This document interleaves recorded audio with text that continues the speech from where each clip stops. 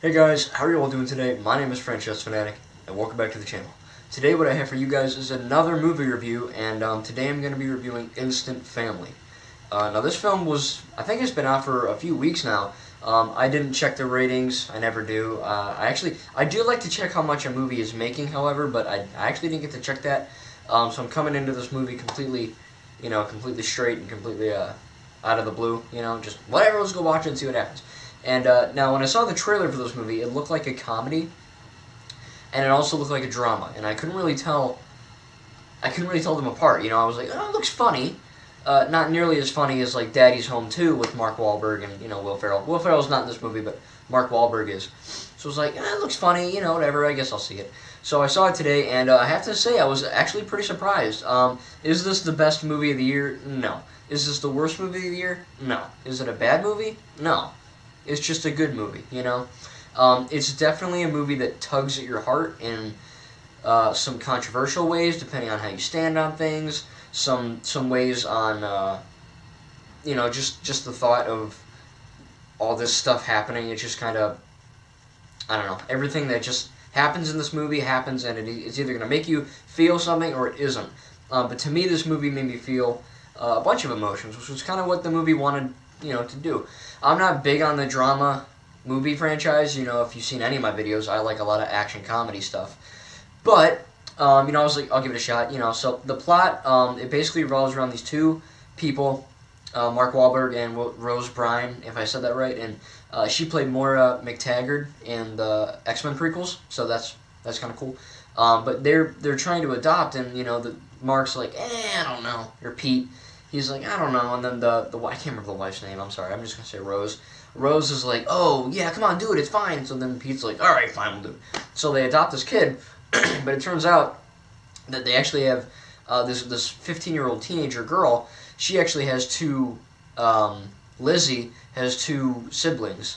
So I was like, they're like, ooh, I don't know if we can do that, but they do it. And, of course, this is kind of the base of the movie. They get these three kids, and they have to kind of, just show them around, but it gets a lot more complicated than that, They find out parenting is not too easy. They find out that kids can be jerks. They found out that, they came from a really broken home, so they have to make them feel at home and all that, they feel at peace. So they have a lot of responsibility, and things get out of hand, and I'd say the first act of this film is a comedy. It's really funny. You're laughing out loud a lot. It's got slapstick. It's got funny jokes. It's got everything really a comedy would normally have. And then the second and third act, it's still funny at times, but it kind of dumbs down the comedy and amps up the drama, which isn't bad. But I kind of felt like it was a weird shift to have like comedy and then a bunch of drama. Definitely not bad, but just a little weird of a switch. But yeah, so the plot was great. The acting was great too. All the kids did a great job.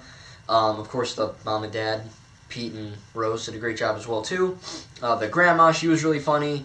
There's a grandma in it. So yeah, everyone does their part. And everyone's great, But I think one of this is kind of nitpicky, but a really cool scene is when they, how when you watch Star Wars, especially like, well, I guess any Star Wars movie, they have like a transition scene where it's like, it's kind of like a wipe or a slide, or that way, or, just like that way, or that way, any kind of transition thing.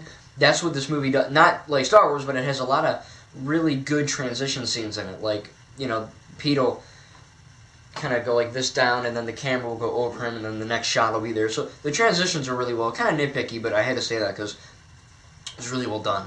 Of course, so yeah, plot was great. Writing, amazing too. It's funny because like when you watch a movie, you're supposed to believe that this actor or actress is that character. But it's funny because Mark Wahlberg and Rose, they actually, like, I'm watching this movie and I'm like, they could actually, like, they're actually like parents, And I'm not sure, I don't know this, if he's actually married to her or what the deal is there. But for movie-wise, it really was like they were actually married, and it was really cool because they had the script backed that up too, because everything just fell in line with the problems and the funny parts. It all worked on a lot of different levels. I thought the movie was going to get a little preachy, like, save the kids, which is, of course, great, but that gets kind of annoying when it gets shoved down your throat every 5 seconds of the film. However, it was not like that. There was only one scene that was a little, something in the end credits. It wasn't bad. It was fine.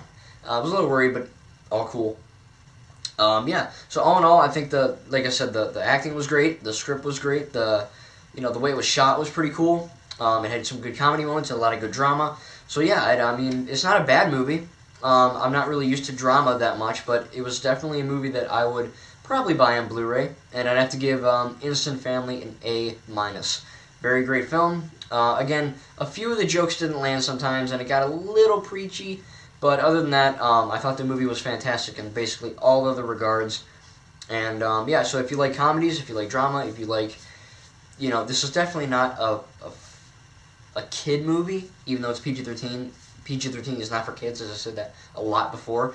However, bring your family. It's not a Christmas movie, so I don't really know why they released it in December, but it's a great movie nonetheless, and I hope you all get to see it. It's been out for a little bit, but if you haven't seen it, and if you see this review and you like Daddy's Home and Daddy's Home 2 with Mark and all of his family comedy films-ish, family-ish comedy movies, you should like this one. A little drama, but it's what it is, and it serves the plot great.